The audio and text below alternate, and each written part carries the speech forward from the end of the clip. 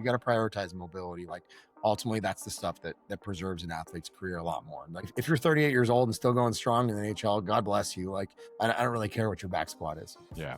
Well, let's lean into the exercise selection aspect a little bit. So, obviously working in baseball, you work with athletes that primarily move horizontally and lean heavily on rotational patterns.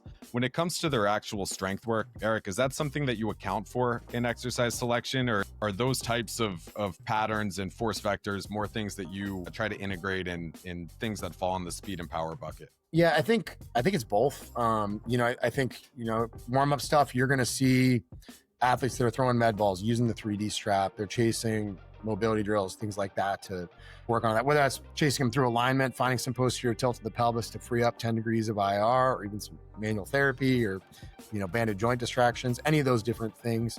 And then trying to integrate it a little bit more thereafter. I mean, I'll say a few things to that. First off, even after all these years, I'm still stunned that people can throw med balls as much as they do. Like you can throw 6 to 8 sets at athletes 6 days a week and they handle it no problem. Like we've seen some of the same stuff when we've integrated Proteus using like the Ancore. We can do some stuff on the 1080. Like there's all these different ways to use various equipment and technology to attack it. So we attack rotation a lot. I think I'm maybe less concerned about like, all right, you're a right-handed hitter. We're going to do 4 sets on your left and 2 sets on your right.